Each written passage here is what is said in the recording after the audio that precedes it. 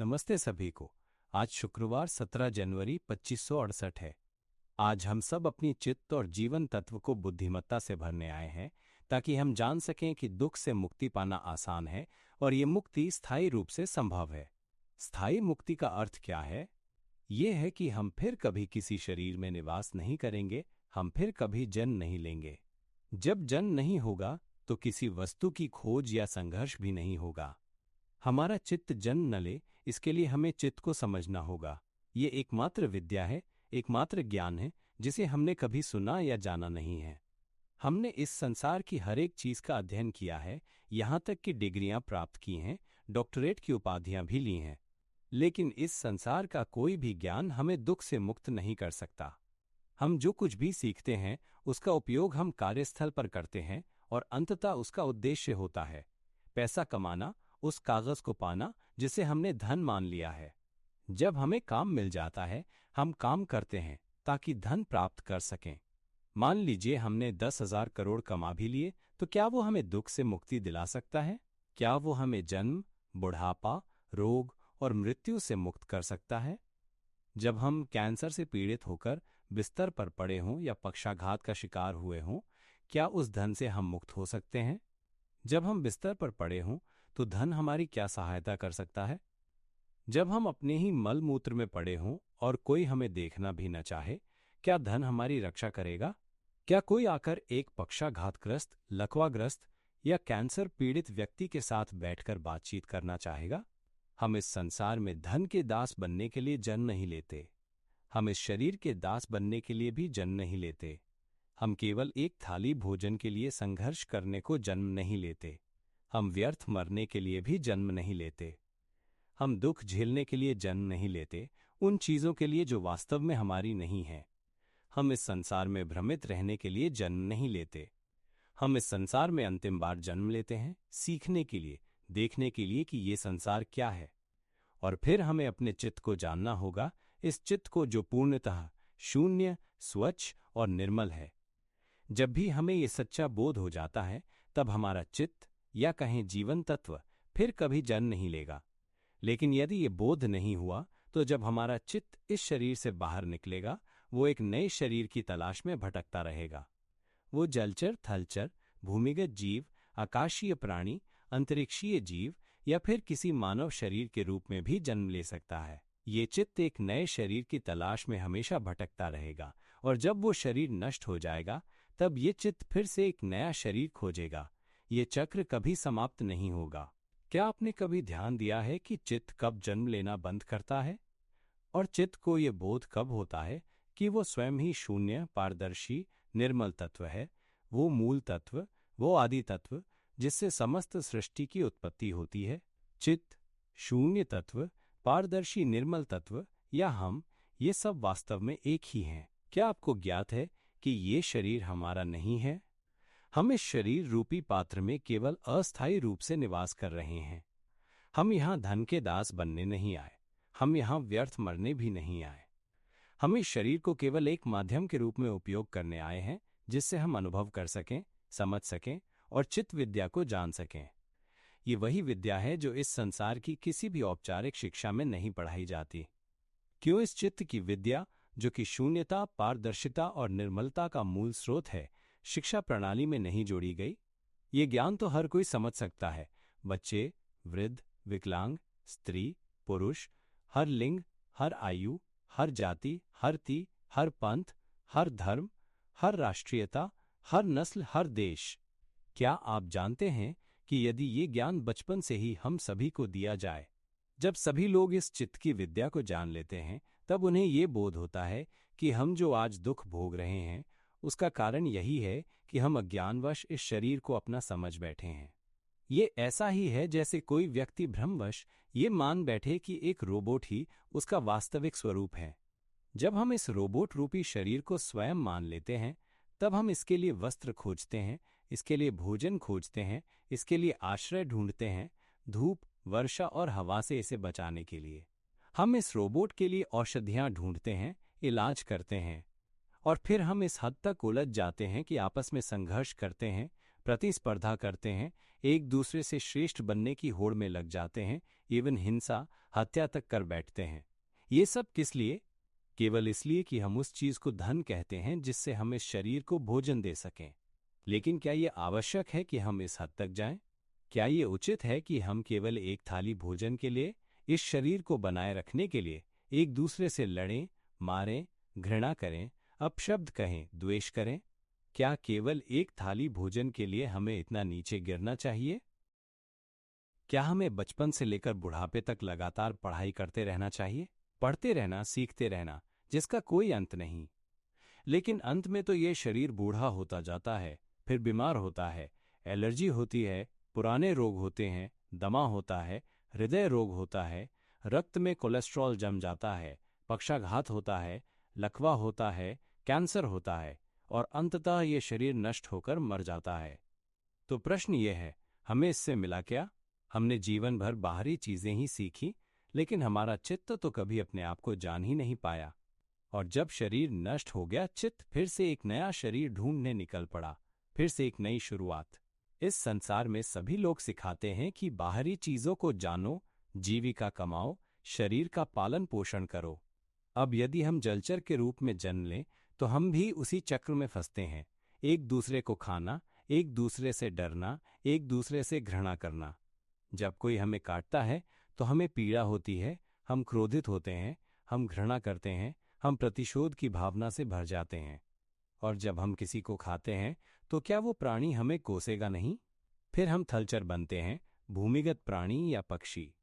और फिर भी वही चक्र, तूने मुझे खाया, अब मैं तुझे खाऊंगा, तूने मुझे पीड़ा दी, अब मैं तुझे पीड़ा दूंगा। और जब हमें मनुष्य शरीर मिलता है तो हम फिर से वही करते हैं, हत्या, विनाश, द्वेष। फिर हम वही पुरानी बातें सीखते हैं, वही पुरानी चीजें ढूंढते हैं। तो फिर चित्त आखिर कब स्वयं को जानेगा? कब हमें ये बोध होगा कि हम शून्य, पारदर्शी, निर्मल तत्व हैं, कि हम ही चित्त हैं, हम ही मूल तत्व हैं? ये बोध कब होगा? इसीलिए चित्त का ज्ञान ही एकमात्र ऐसा विषय है, एकमात्र ऐसा सत्य है जिसे हमें शिक्षा प्रणाली में शामिल करना चाहिए। ये वो ज्ञान है जिसे सभी को सीखना चाहिए, क्योंकि जब हमें ये साक्षात्कार हो जाता है कि हम चित्त हैं, शून्य, पारदर्शी, निर्मल तत्व, और इसके अतिरिक्त कुछ भी हमारा नहीं है, तभी सच्चा बोध होता है। यहाँ तक कि ये आवाज जो बोल रही है वो भी हम नहीं हैं। यहाँ तक कि ये समझ जो कहती है अब मुझे समझ आ गया, वो भी वास्तव में हमारी नहीं है। क्या इसे जाना जा सकता है? हमें सबसे पहले इस मूल सिद्धांत को ठीक से पकड़ना होगा कि हम ही चित्त हैं, हम ही जीवन तत्व हैं, जिसका कोई आकार नहीं है, जो पारदर्शी है, अत्यंत निर्मल है। पहले इस मूल को समझना होगा। ये चित्त या जीवन तत्व निरंतर नया शरीर ढूंढता रहा है, ऐसा शरीर जो सर्वोत्तम हो, जो इतना बुद्धिमान हो कि वो संसार की धारा के विरुद्ध जाकर स्वयं को जान सके। हमारा ये निराकार चित्त या जीवन तत्व एक एक करके शरीरों का आश्रय लेता रहा है। जैसे मछली पकड़ने के लिए हमें एक उपकरण चाहिए, लेकिन जब हमें मछली मिल जाती है तो वो उपकरण आवश्यक नहीं रह जाता। इसी तरह हमें अब एक सर्वोत्तम पात्र प्राप्त हुआ है, मानव शरीर। यह सबसे श्रेष्ठ है, इसमें सब कुछ उपलब्ध है। भाषा, संवाद की शक्ति, वो आवाज जो हमारे मन में बोलती है, जिसे हम विचार कहते हैं, ये सभी चीजें इस कल्पित संसार में प्रयोग करने के लिए उपकरण हैं। मस्तिष्क में जो चित्र आते हैं, माँ का चेहरा, किसी प्रिय पशु का चेहरा, परिवार, घर, गाड़ी, ये सब जब हम कल्पना करते हैं तब मन में भावनाएं उत्पन्न होती हैं। जब चीजें वैसी होती हैं जैसी हमने सोची होती है तो सुख का भाव आता है। जब वैसी नहीं होती तो दुख आता है। संतोष, असंतोष, उदासीनता, हर प्रकार की भावना, ये सभी अनुभव इस शरीर के साथ ही आते हैं। ये सब उपकरण हैं इस संसार में कार्य करने के लिए। जब शरीर होता है तब ये सारे लक्षण भी होते हैं। क्या आप इसे समझ पा रहे हैं? यहाँ तक कि हमारी सारी स्मृतियां, जो कुछ भी हमने अब तक याद रखा है, ये भी केवल इस संसार में उपयोग के लिए उपकरण मात्र हैं। ये अतिरिक्त साधन हैं, मुफ्त में मिलने वाली चीजें हैं। जब चित्त इस शरीर में निवास करता है तो ये सब मुफ्त के उपकरण उसे मिलते हैं, उपयोग के लिए, प्रयोग के लिए। इन उपकरणों का उद्देश्य है चित्त को जानना। हमने अब तक का सबसे श्रेष्ठ पात्र पाया है, मानव शरीर। यह सर्वोत्तम उपकरण है। हमें आवाज मिली है, भाषा मिली है, जिससे हम संवाद कर सकते हैं, और ये संवाद किसी भी अन्य प्राणी से अधिक सूक्ष्म, स्पष्ट और गहराई से कर सकते हैं। हमें मस्तिष्क में चित्र बनाने की शक्ति मिली है, भाषा की सहायता से विचारों को व्यक्त करने की शक्ति मिली है, भावनाओं को व्यक्त करने की क्षमता मिली है और हमारी स्मृति भी अद्भुत है। और अंत में हमें एक और महत्वपूर्ण उपकरण मिला है, वो है वर्तमान क्षण की अनुभूति। ये वो अवस्था है जहां हम किसी प्रयास के बिना ही अनुभव कर रहे हैं। अभी इस क्षण में ये कुछ सुन रहा है और ये सुनकर इस भाषा को समझने की प्रक्रिया भी अपने आप चल रही है। अब ये सुगंध को भी पहचान चुका है, ये अपने आप ही सुगंध को जान रहा है। क्या आपने ध्यान दिया?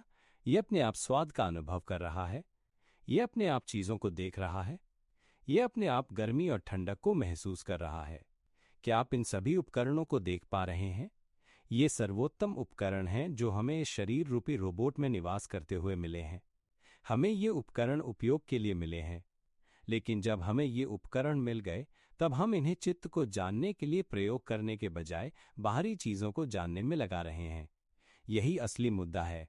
इसीलिए मैं आज ये बात कह रहा हूं, क्योंकि मेरी आशा है कि हम सब अब थोड़ी देर के लिए चित्त की विद्या को भी जानने लगें। ये विद्या हमारी अपनी है, ये हमारे बारे में जानने की विद्या है, न कि उन चीजों के बारे में जो वास्तव में हम नहीं हैं। क्या आप जानते हैं कि ये शरीर भी हमारा नहीं है? क्या किसी ने आपको ये विद्या सिखाई? प्रिय छात्रों, प्रिय बच्चों, ये शरीर हमारा नहीं है। क्या आप जानते हैं? जब हम बच्चों को ये बताते हैं तो वे प्रश्न करते हैं, अगर ये शरीर मेरा नहीं है तो फिर ये किसका है? तब हम बस उनसे एक प्रश्न पूछते हैं, अगर ये शरीर तुम्हारा है तो क्या तुम इसे आदेश दे सकते हो कि ये कभी बूढ़ा ना हो? नहीं दे सकते, है ना? इसका मतलब ये शरीर हमारा नहीं है। अगर हम कहें कि ये शरीर कभी बीमार ना हो, ये कैंसर ना हो, ये दस्त ना हो, ये एलर्जी ना हो, इसमें कोलेस्ट्रॉल जमा ना हो, इसे हृदय रोग या कोविड ना हो, क्या हम ऐसा कह सकते हैं? क्या हम इसे हमेशा के लिए स्वस्थ रहने का आदेश दे सकते हैं? नहीं दे सकते। और यदि हम इसे मृत्यु से बचाने का आदेश भी नहीं दे सकते, तो ये स्पष्ट है कि ये शरीर हमारा नहीं है। ये शरीर केवल इसीलिए आया है, बूढ़ा होने, बीमार होने और अंततः नष्ट हो जाने के लिए। क्या आप इसे समझते हैं? कुछ जीवों के शरीर की आयु केवल 5 दिन होती है। क्या हम उन्हें कह सकते हैं कि इन 5 दिनों में तुम्हारे शरीर को कुछ न हो? क्या हम उन्हें ऐसा आदेश दे सकते हैं? वे केवल 5 दिन जीते हैं और फिर उनका शरीर नष्ट हो जाता है। कुछ शरीर केवल 1 दिन जीते हैं, कुछ 1 महीने और कुछ केवल 1 वर्ष। तो हम कितने दिनों तक जीवित रह सकते हैं? ये शरीर जो अभी चल रहा है, हो सकता है कि चलते चलते फिसल जाए, सिर जमीन से टकरा जाए और यही शरीर समाप्त हो जाए। लेकिन एक चीज है जो कभी कुछ नहीं होती, वो है चित्त या जीवन तत्व। हमारा चित्त या जीवन तत्व कभी बूढ़ा नहीं होता। क्या आप इसे समझते हैं? हमारा चित्त कभी बीमार नहीं होता। हमारा चित्त कभी जन्म नहीं लेता और कभी मरता भी नहीं। हमारा चित्त या जीवन तत्व का कोई आकार नहीं है। क्या ये अद्भुत नहीं है? बिना आकार के ना रूप की आवश्यकता नहीं, शरीर की आवश्यकता नहीं, लेकिन फिर भी वन से परिपूर्ण होना और समस्त ब्रह्मांड के साथ एकाकार हो जाना। हम वो निर्मल पारदर्शी तत्व हैं जो अत्यंत पवित्र है और इस संसार से परे है। यह तत्व जो जीवन है, जो कारहीन, पारदर्शी और निर्मल है, यह समस्त संयोग और विकारों से परे है। इस निर्मल जीवन तत्व को हम निर्मल क्यों कहते हैं, जानते हो? क्योंकि इसे शरीर की आवश्यकता नहीं है, इसे ध्वनि की भी आवश्यकता नहीं है, इसमें कोई ध्वनि नहीं होती, इसे किसी भी मानसिक चित्र की जरूरत नहीं होती, इसमें कोई दृश्य नहीं है, इसे किसी भी भावना की आवश्यकता नहीं होती, ये भावनाओं से परे है। इसमें कोई भावना नहीं होती, इसमें न तो स्मृति होती है, न ही कोई बोध। ये तत्व इतना शुद्ध है, इतना पारदर्शी है, इतना निर्मल है, लेकिन हम इसे जान ही नहीं पाए। हम सदा इसी चित्त या जीवन तत्व में निवास करते आए हैं जो आकारहीन, पारदर्शी और निर्मल है, लेकिन हम कभी इसके वास्तविक स्वभाव को नहीं पहचान सके। इसके विपरीत हम उन्हीं चीजों को जानने में लगे रहे जो इस संसार की हैं, जो वास्तव में हमारी नहीं हैं। भले ही हमने कितना भी ज्ञान प्राप्त कर लिया हो, लेकिन यदि हम धन के दास बने रहें, शरीर के दास बने रहें, संसार के, समाज के और इस जीवन जेल के दास बने रहें, तो क्या लाभ? हमने न जाने कितनी बार शरीर बदले, बार बार, अनेक बार। क्या तुम जानते हो, हमारे कंकालों का ढेर पर्वतों से भी ऊंचा हो गया है। हमने इतने अधिक शरीर बदले हैं, इतना अधिक जन्म लिया है, जब ब्रह्मांड की पहली धारा अस्तित्व में आई, एक सूक्ष्म बिंदु से जो शून्यता में फट पड़ा, जिसे हम बिग बैंग कहते हैं, वो सब कुछ शून्यता से ही उत्पन्न हुआ। उसी से नक्षत्रों का आकार बना। और फिर जीवन तत्व ने पहली बार किसी ग्रह पर धूलकण या सूक्ष्म कोशिकाओं में प्रवेश किया। हम एक कोशिकीय जीव बने, फिर 2 कोशिका, 3 शिका, 4 शिका, फिर धीरे धीरे शिकीय जीव, फिर विशाल जीव, फिर छोटे जीव। हम हर प्रकार के भौतिक शरीर में गए। शुरुआत में जब हमें शरीर मिला, हम खाने लगे, प्रजनन करने लगे और फिर मरने लगे। जब हम किसी को खाते थे तो वो हमसे क्रोधित होता था, फिर जब वो हमें खाता था तब हम उससे क्रोधित होते थे। यही क्रम चलता रहा। हमने नया शरीर पाया, फिर किसी ने हमें खा लिया, फिर हमने किसी और को खा लिया। यही क्रम, यही चलता रहा बार बार। हम न जाने कितने शरीरों में आए, कभी दर्द, कभी पीड़ा, कभी मृत्यु। शरीर नष्ट होते गए, लेकिन चित्त, वो निराकार जीवन तत्व, कभी कुछ नहीं हुआ। क्या आपने इस बात पर ध्यान? ये चित्त, हमारा जीवन तत्व, हर बार एक नया शरीर ढूंढता रहा। फिर वही क्रम, कभी हम किसी को थे, कभी हमें खा लिया जाता, बार बार शरीर बदलते रहे। यह सिलसिला इतना लंबा चला है कि हम सब कुछ बन चुके हैं, डायनासोर से पहले के युगों से लेकर आज तक। हम हर प्रकार के जीव बन चुके हैं। हम पुरुष बन चुके हैं, न जाने कितने लाखों बार। हम स्त्री बन चुके हैं, न जाने कितने लाखों बार। हम तापिता बने, संतानें पाली, परिवार बनाए। हम धनी बने, शक्तिशाली बने, सब कुछ बने, लेकिन अंत में मिला क्या? मिली केवल वृद्धावस्था, रोग, दुख और शरीर का टूटकर समाप्त हो जाना। फिर वही चित्त, वह कार जीवन तत्व एक नया शरीर ढूंढता है, फिर से एक नई शुरुआत होती है। ये ऐसा है मानो हम एक रंगमंच की दुनिया में कैद हैं, एक माया के संसार में, और हम उस नाटक की धारा में, उस आयाम में बस संघर्ष करते चले जाते हैं। मान लीजिए कि ये एक आयाम मिति है, हम इस आयाम में उलझे हुए हैं, संघर्ष कर रहे हैं। अगर हम इसे वैज्ञानिक दृष्टिकोण से देखें तो ये मिति कहलाती है ना? हमारे लिए ये 3 आयाम, 4, समय का आयाम, दूरी का आयाम, ये सभी सम्मिलित होते हैं। हम एक ऐसे आयाम में जी रहे हैं जहां आकार और रूप होते हैं, जहां हम सोचते हैं, कल्पना करते हैं, महसूस करते हैं और तर्क के आधार पर समझने की कोशिश करते हैं। सही है ना?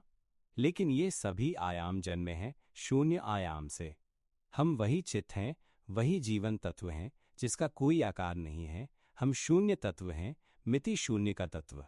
उस अवस्था में समय नहीं होता, वहां कोई दूरी नहीं होती, वहां केवल पवित्रता की पूर्णता होती है, केवल पारदर्शिता और निर्मलता होती है। वो अत्यंत निर्मल अवस्था जहां कोई दुख नहीं होता। लेकिन फिर भी हम अर्थात चित्त इन उपकरणों को अपनाने लौट आते हैं। हम इन शरीर रूपी रोबोटों को अपनाते हैं और फिर हम भ्रमित होकर सोच बैठते हैं कि हम ही ये शरीर हैं। हम ये सोचते हैं कि जो आवाज बोल रही है वो हमारी है, जो कल्पना हो रही है वो हमारी है, जो भावना है वो हमारी है। जब दुख होता है तो हम सोचते हैं मैं सचमुच दुखी हूं। लेकिन क्या आप जानते हैं, हमने कभी सच में दुख भोगा ही नहीं, और हमने कभी वास्तविक सुख भी अनुभव नहीं किया। सुख आता है, पल भर रहता है और चला जाता है, तो वास्तविक सुख कहाँ है? दुख आता है, फिर चला जाता है, तो वास्तविक दुख कहाँ है?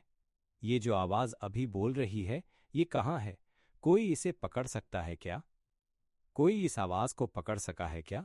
इसका कोई स्वरूप नहीं है ना?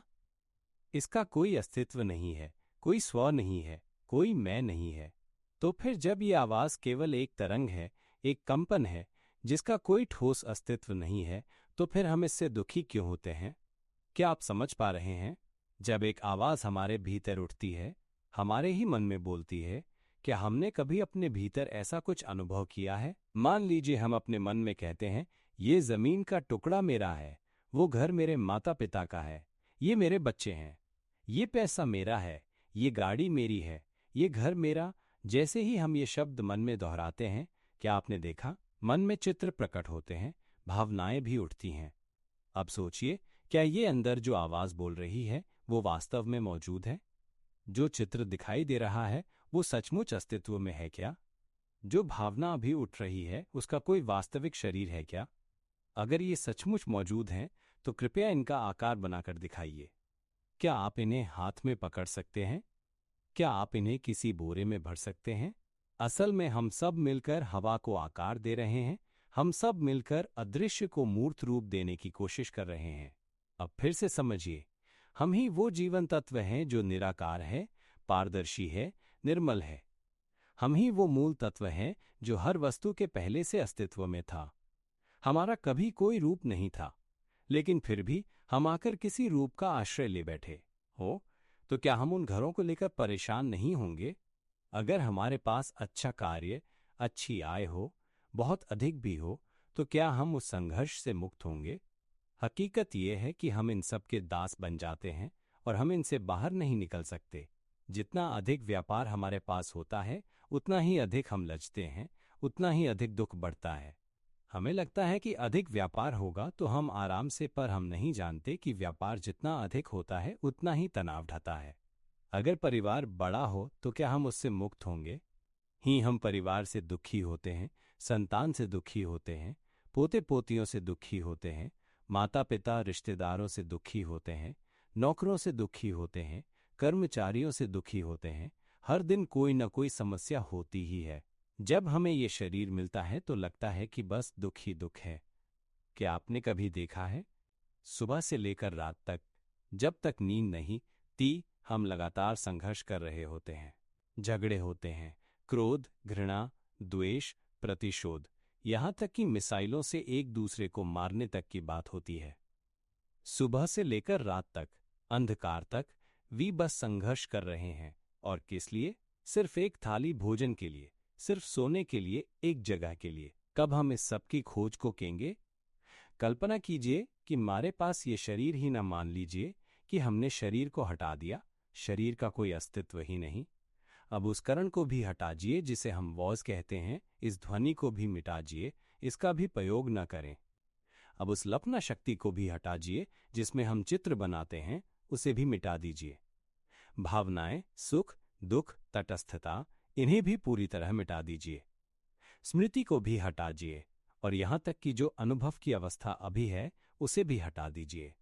अगर हमारे पास कुछ भी न हो तो क्या बचेगा? बस जीवन का, और वो जीवन निराकार होगा, प्रदर्शी, अत्यंत निर्मल। वह जीवन जो संपूर्ण ब्रह्मांड की निर्मलता और शून्यता के साथ एकाकार हो जाता है। केवल यही शेष रहेगा। भले ही हम कितनी भी बार सब कुछ मिटाएं, अंत में जो बचेगा वो है ये शुद्ध तत्व। ये जीवन तत्व इतना शुद्ध, इतना पारदर्शी होता है कि इसमें कोई दुख नहीं होता, इसमें कोई मैं नहीं होता। केवल एक अत्यंत शुद्ध जीवन बचता है।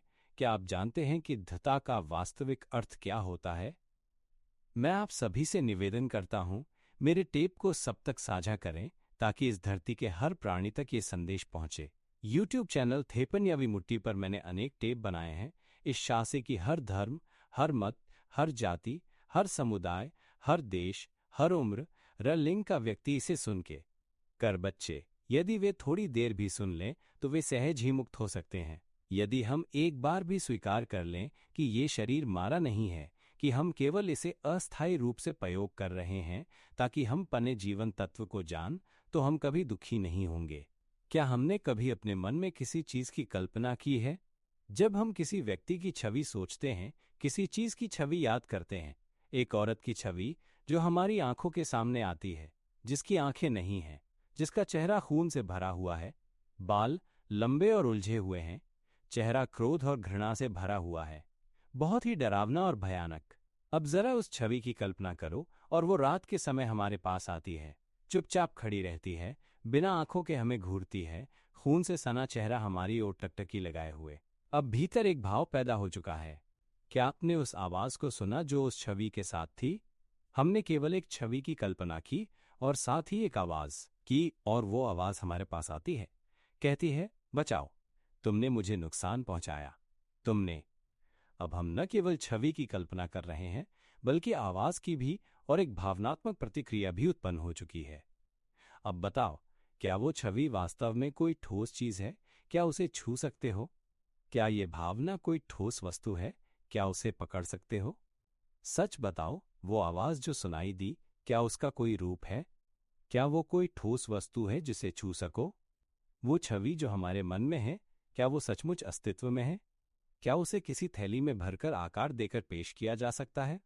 फिर भी यह आवाज हमें दुख दे सकती है, यह आवाज हमें सुख दे सकती है, यह आवाज हमें इस भ्रम में डाल सकती है कि ये सब कुछ मैं हूं और ये सब मेरा है, ये अनंत ही है ना? जरा सोचो, धरती की सतह से लेकर उसके केंद्र तक कितने मिट्टी के कण होंगे? पूरी पृथ्वी के चारों ओर कितनी मात्रा में मिट्टी के कण फैले होंगे?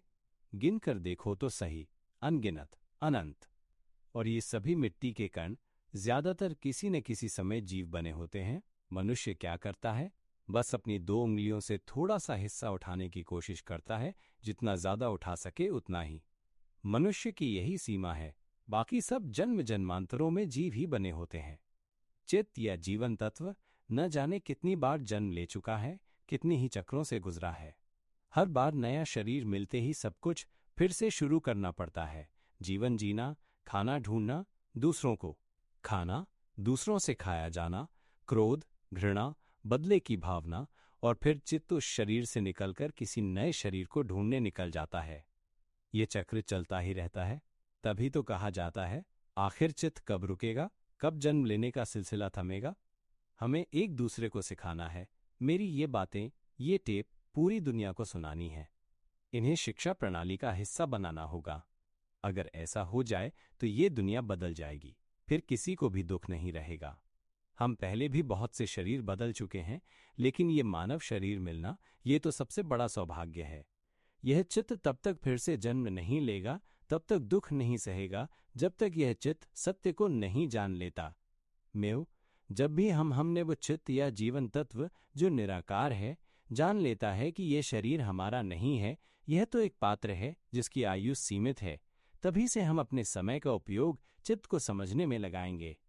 जो कोई भी मेरी बातें सुनता है, मेरे टेप को तब तक सुनता रहे जब तक मेरी आवाज चित्त में गूंजती न रहने लगे, जब तक वो मेरी आवाज को भीतर लगातार ये कहते ना सुने, ये जो आवाज बोल रही है वो तुम नहीं हो। देखो, आवाज खुद ही बोल रही है। अब जरा उस आवाज को देखो जो मन में बोल रही है। वो सोचती रहती है, सोचती जाती है, दोपहर में क्या खाया जाए? चलो बच्चे को मॉल ले चलते हैं, समुद्र तट पर घूमने चलें क्या? 3 बजे तक पहुंच ही जाएंगे, फिर बच्चे को पानी में खेलने देंगे और फिर घर वापस आएंगे। क्या तुमने इस तरह की आवाज को देखा है? ऐसी कल्पनाएं जो मन में उठती हैं।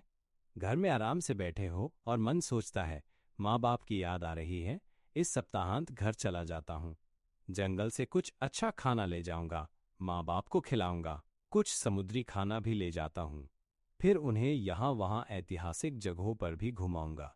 क्या तुमने इस सोच को देखा है? आराम से बैठे हो, फिर भी ये सोचता है, वो सोचता है। क्या तुमने उस सोचने वाली आवाज को देखा है? अगर तुम देख सको कि ये आवाज अपने आप सोचती है, ये अपने आप बोलती है, और ये आवाज अगर तुम नहीं हो, तो फिर तुम कहाँ हो? ये देख पाना जरूरी है। जब देख लोगे तब आंसू बह निकलेंगे, जैसे कि तुमने कुछ खो दिया हो जिसे तुम हमेशा अपना समझते थे।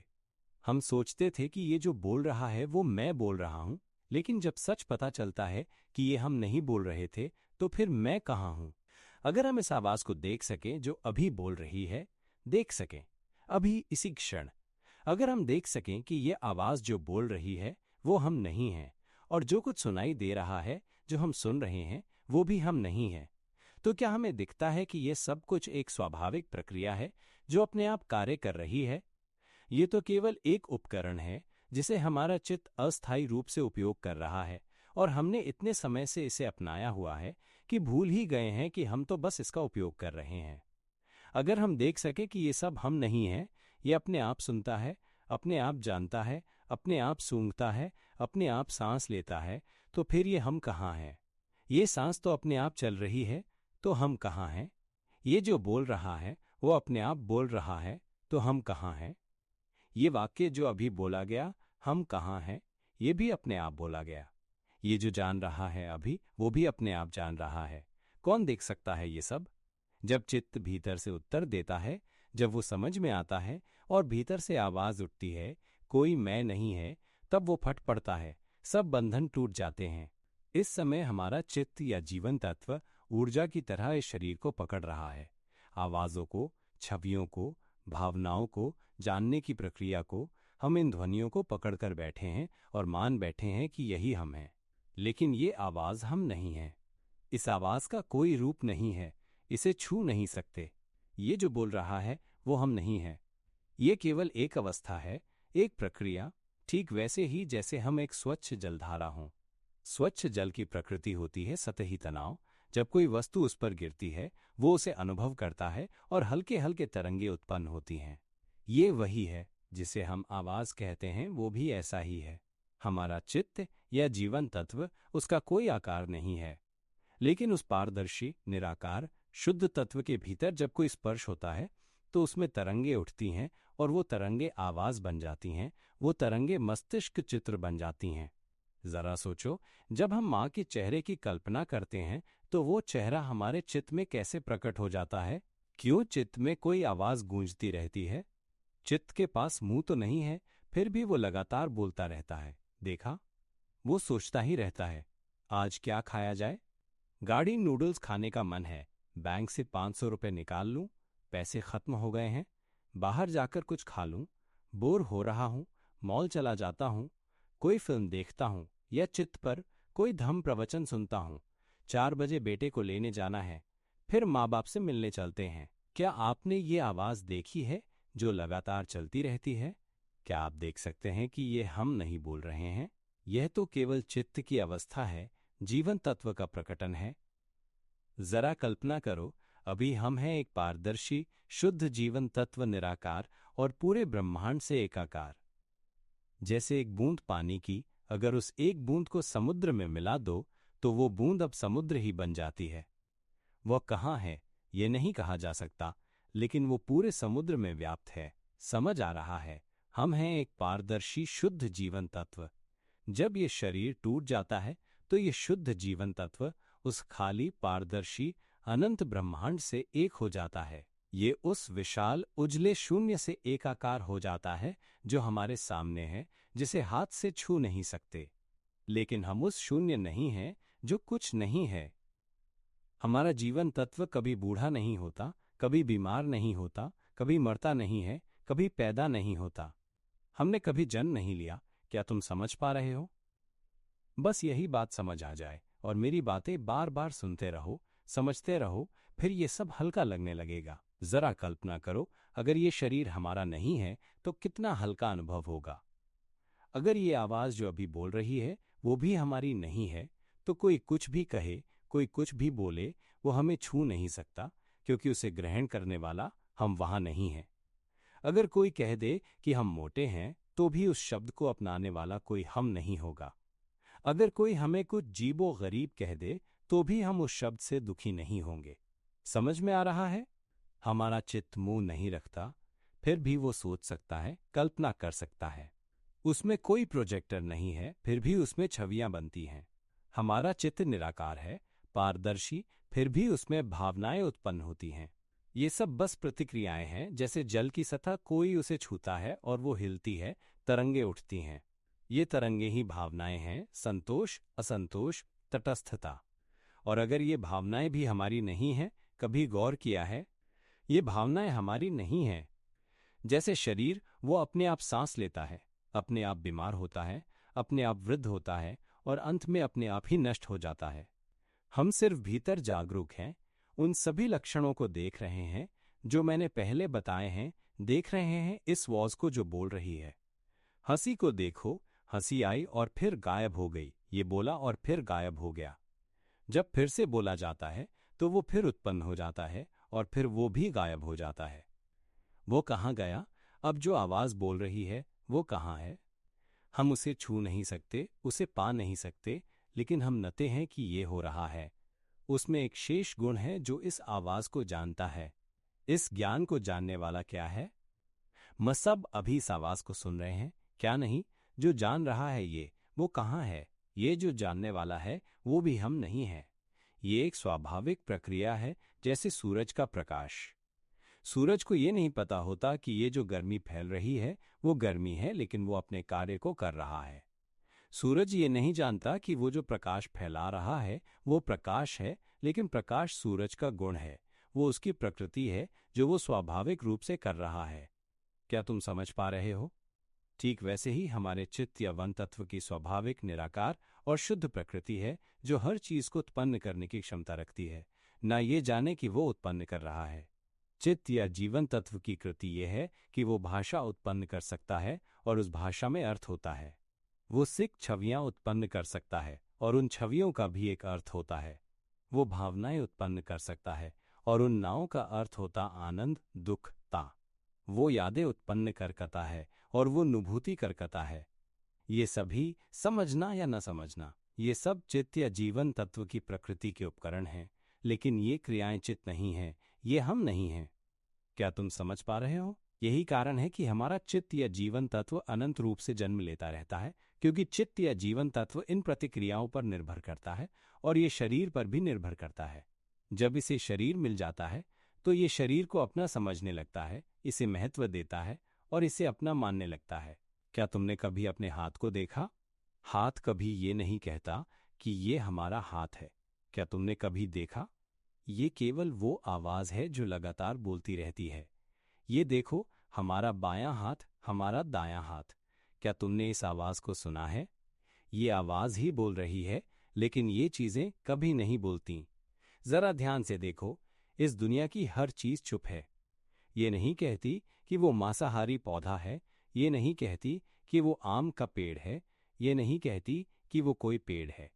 देखो, कोई भी चीज ये नहीं कहती कि वो किस रंग की है, वो ये नहीं कहती कि वो घर है, गाड़ी है, लकड़ी है, सीमेंट है, पत्थर है, खिड़की है, पंखा है या फोन है। सब चीजें चुप हैं।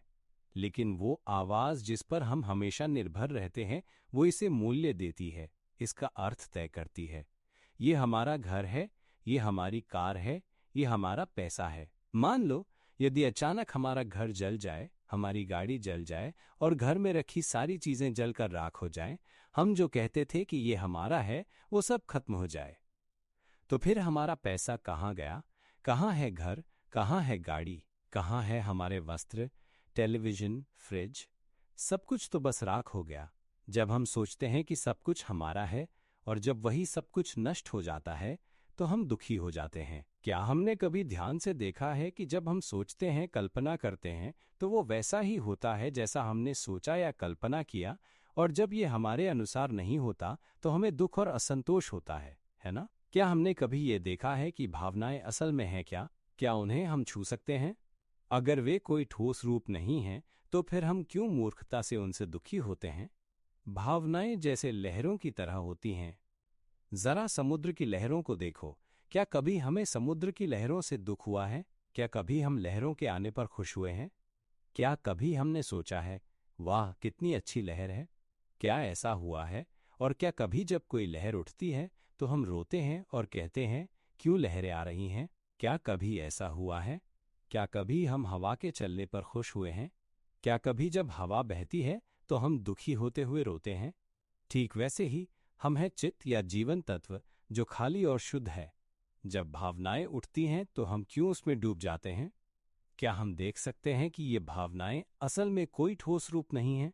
ये किसी के भी मालिक नहीं है। ये आवाज जो बोल रही है, इसका भी कोई मालिक नहीं है। तो फिर हम कहाँ हैं? क्या हम देख सकते हैं कि ये आवाज जो बोल रही है, वो हमारी नहीं है? जो मानसिक चित्र हम सोचते हैं, वो हमारे द्वारा सोचा हुआ चित्र नहीं है। ये भावनाएं हमारी नहीं है। ये तो केवल प्रकृति की प्रतिक्रिया है। जैसे सूरज की गर्मी, वो भी प्रकृति की एक प्रतिक्रिया है। सूरज से जो रोशनी निकलती है, वो भी प्रकृति की प्रतिक्रिया है। जो गुरुत्वाकर्षण की शक्ति है, जो पृथ्वी को सूर्य के चारों ओर घुमा रही है, वो भी प्रकृति की विशेषता है। ये आवाज, ये मानसिक चित्र और जो भी भावनाएं प्रकट हो रही हैं, ये सब हम नहीं हैं। ये सभी प्रकृति की प्रतिक्रियाएं हैं और इनका कोई मालिक नहीं है। क्या तुमने कभी प्रकृति को पहचाना है? प्रकृति यही है। जब वो खुश होती है तो वो ऐसा करती है, जब वो नाखुश होती है तो वो वैसा करती है। यही प्रकृति की प्रकृति है। क्या तुम अपनी भावनाओं को देख सकते हो? कभी वो याद रहती हैं, कभी नहीं रहती। यही तो प्रकृति है। जो हम अब जानते हैं, वो भी प्रकृति है। अगर तुम खाना मुंह में डालते हो तो यही प्रकृति का कार्य है। अगर तुम कढ़ी का स्वाद लेते हो तो यही प्रकृति है। अगर तुम कोई मीठा मुंह में डालते हो तो यही प्रकृति है। प्रकृति ऐसी ही है, ये ऐसे ही जानती है। कुछ लोग इसे बिल्कुल पसंद नहीं करते, ये बहुत मीठा है, पसंद नहीं आता। देखो, ये प्रकृति की प्रकृति है। कुछ लोग इसे बहुत पसंद करते हैं, ये भी प्रकृति का हिस्सा है। अगर आप एक ऐसे दुर्गंध वाले थाई कटहल चानी किंग को खोलते हैं जो बहुत पका हुआ है, वो सारा गूदा फैल जाता है और उसकी बदबू इतनी तेज होती है कि बस जैसे ही खुशबू आती है, वही प्रकृति है। कुछ लोग इसे बहुत पसंद करते हैं, उन्हें इसकी खुशबू बहुत अच्छी लगती है, जबकि कुछ लोग इससे दूर भागते हैं क्योंकि ये इतनी तीव्र बदबू देता है। वे कहते हैं, इससे दूर रहो, ये कड़वा है, इसे मत खाओ। ये भी प्रकृति है, ये सुख और दुख का मिश्रण है। क्या तुम इन संतोषजनक भावनाओं को देख पा रहे हो? क्या तुम असंतोषजनक भावनाओं को देख पा रहे हो? हम इस दुनिया में सुख की तलाश करने के लिए नहीं आए हैं, क्योंकि तब हम सुख की भावना को अपनी असली पहचान मान बैठते हैं। क्या कोई ये देख सकता है कि सुख की भावना हमारी नहीं है? क्या कोई ये देख सकता है कि दुख की भावना भी हमारी नहीं है? क्या कोई ये देख सकता है कि सुख और दुख एक ही चीज हैं? जब हम सकारात्मक विचार करते हैं या नकारात्मक, वे दोनों एक ही हैं। जैसे जब हम सिक्का उठाते हैं तो उसमें हमेशा सिर और पूंछ दोनों होते हैं। हम सिर्फ सुख की भावना क्यों चाहते हैं? अगर हम सिक्का उठाते हैं तो उसमें हमेशा पूंछ भी होगी। क्या आप जानते हैं कि सिर और पूंछ दोनों एक ही सिक्के के हिस्से हैं? जैसे पॉइंट और गॉड, सिर और पूंछ एक ही सिक्के के भाग होते हैं। क्या कोई देख सकता है? जो बुद्धिमान होते हैं वे इस सिक्के से चिपकते नहीं हैं। जब वे सिक्का उठाते हैं तो वे जानते हैं कि ये सिर और ये पूंछ दोनों एक ही हैं, तो वे उसे वापस रख देते हैं। क्योंकि जब हम सुख चाहते हैं तो हम दुख को भी प्राप्त करते हैं। जब हम केवल अच्छे विचारों पर ध्यान देते हैं तो हम बुरे विचारों को भी देखते हैं। क्योंकि विचारों में अच्छे और बुरे दोनों होते हैं। हम उन्हें मूल्य देते हैं, हम उन्हें अर्थ देते हैं। हम ये सोचते हैं कि ये अच्छे विचार हैं और ये बुरे विचार हैं। हम ये सोचते हैं कि ये सुख है और ये दुख है। हम सोचते हैं कि वो अच्छा इंसान है, वो बुरा इंसान है। ये आवाज़ यही सब चीज़ें बनाती है, यही सब चीज़ों को अर्थ देती है। ये पुरुष है, ये महिला है। ये आवाज़ इन सब चीज़ों को बनाती है। क्या आप देख सकते हैं कि ये आवाज़ जो बोल रही है वो हमारी नहीं है? ये केवल एक उपकरण है, ये प्रकृति का एक रूप है, ये चित्त की एक विशेषता है जो इसे सुनने के रूप में उत्पन्न करती है। यही वो स्थिति है जब हमारा चित्त या जीवन तत्व जो निराकार है, बहुत समय तक इस शरीर और आवाज़ से जुड़ा रहा कि हम मानने लगे कि हम यही शरीर हैं। हम मानने लगे कि ये आवाज़ हम बोल रहे हैं, ये विचार हम सोच रहे हैं, ये भावनाएं हम अनुभव कर रहे हैं, ये ज्ञान हम समझ रहे हैं और ये यादें हम खुद बना रहे हैं। लेकिन क्या तुम जानते हो कि ये सब असल में सही नहीं है? कौन जानता है कि ये आवाज़ जो बोल रही है वो हमारी नहीं है? कौन जानता है कि जो मानसिक चित्र हम बना रहे हैं वो हमारी नहीं है? कौन जानता है कि ये सभी संतोष, असंतोष या तटस्थता हमारी नहीं है? कौन जानता है कि ये सारी यादें जो हम जीवन भर संजोते आए हैं केवल हमारी कल्पना है? कौन जानता है कि ये जो हम समझ रहे हैं वो कोई भी नहीं जानता है? कौन जानता है कि हम कभी इस पृथ्वी पर जन्मे ही नहीं थे? यहाँ तक कि ये शरीर भी हमारा नहीं है, ये शरीर किसी का भी नहीं है।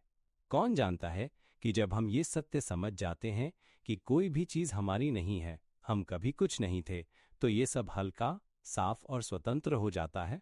जब हम देख सकते हैं कि ये जो आवाज़ बोल रही है वो हमारी नहीं है, ये जो हम जान रहे हैं वो हमारी समझ नहीं है, ये जो हम सूंघ रहे हैं, स्वाद ले रहे हैं, स्वाद ले रहे हैं और सुन रहे हैं, ये हमारी नहीं है। ये तो केवल प्रकृति है जो अपना कार्य कर रही है। फिर हमारा हम कहाँ है? जब हम ये सत्य समझ लेते हैं तब हमारा चित्त या जीवन तत्व तुरंत अपनी इस पहचान से बाहर निकल जाता है और हम बहुत हल्का, शांत और आश्चर्यचकित महसूस करते हैं। यह अनुभव ऐसा होता है जैसे हम किसी पने योग्य दुनिया से बाहर लकर कथा को मचने लगे हैं। हम एक शुद्ध निराकार जीवन तत्व हैं जो पूरे ब्रह्मांड के शून्य के साथ एकाकार हैं। और तब हम आंसू बहाते हैं और सोचते हैं, कौन जानता था ऐसी चीज़ों के बारे में?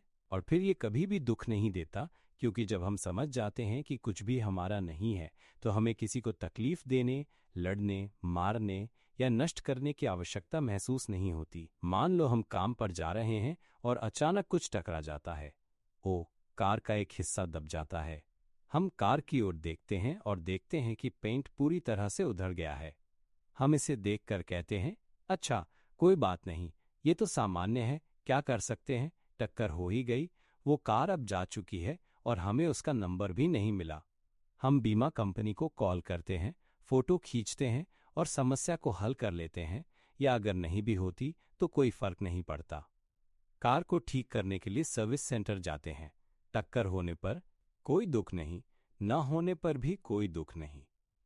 समस्या हल हो जाए तो कोई समस्या नहीं, न हो तो भी कोई फर्क नहीं पड़ता, क्योंकि ये सब ऐसे ही चल रहा है, इसमें हम कुछ नहीं हैं। कार चल रही है और हम काम पर जा सकते हैं। काम में अगर कोई समस्या हो तो भी ये हल हो जाती है, क्योंकि ये प्रकृति का काम है। हमें बस अपने कर्तव्यों का पालन करना है, टीम के साथ काम करना है, समस्याएं हल करनी है, और फिर ये सब आनंददायक हो जाता है। घर लौटते हैं तो परिवार के साथ अच्छा समय बिताते हैं, और अगर घर में कोई समस्या हो तो वो भी हल हो जाती है। फिर हम काम पर जाते हैं, पैसा कमाते हैं, उसे साझा करते हैं, ऋण चुकाते हैं, सब कुछ सहज तरीके से चलता रहता है। मेरे टेप को सुनो और इसे सभी को सुनने के लिए साझा करो। बच्चों को सिखाओ, परिवार को बताओ, और सभी को ये बताओ कि किसी भी चीज के लिए दुखी मत हो। ये शरीर हम अस्थायी रूप से उपयोग करने के लिए यहाँ हैं। हमें एक साथ शांति से रहना है, एक दूसरे की मदद करनी है, लड़ाई नहीं करनी है, किसी भी चीज पर दुख नहीं करना है, क्योंकि कुछ भी हमारा नहीं है। हम यहाँ आखिरी बार रहने आए हैं, ये शरीर आखिरी होगा जो हम उपयोग करेंगे। अब से हम किसी भी चीज पर दुखी नहीं होंगे, अब से हम केवल सत्य के साथ रहेंगे। जो भी होगा हम उसे समझेंगे, हम उसे हल करेंगे, और हम जीवन को आराम से जिएंगे। अगर अचानक तेज हवा चली और एक शाखा गिर गई और हमारे घर के पास की दीवार गिर गई तो सब लोग चौंक गए। खुशकिस्मती से ये हमारे बच्चों पर नहीं गिरी। क्या कर सकते हैं, दीवार गिर गई तो गिर गई। पैसे तो पर्याप्त हैं, हम जंग लगे सामान को हटा देते हैं, नए उपकरण खरीदते हैं और मरम्मत करते हैं, छत की मरम्मत करते हैं। 3 दिन में काम हो गया, या फिर हम किसी कारीगर को बुलाकर काम करवा लेते हैं। काम पूरा हुआ और शांति से खत्म हो गया। इस दौरान भी कोई चिंता नहीं हुई, और जब दीवार गिरी तो भी कोई परेशानी नहीं थी।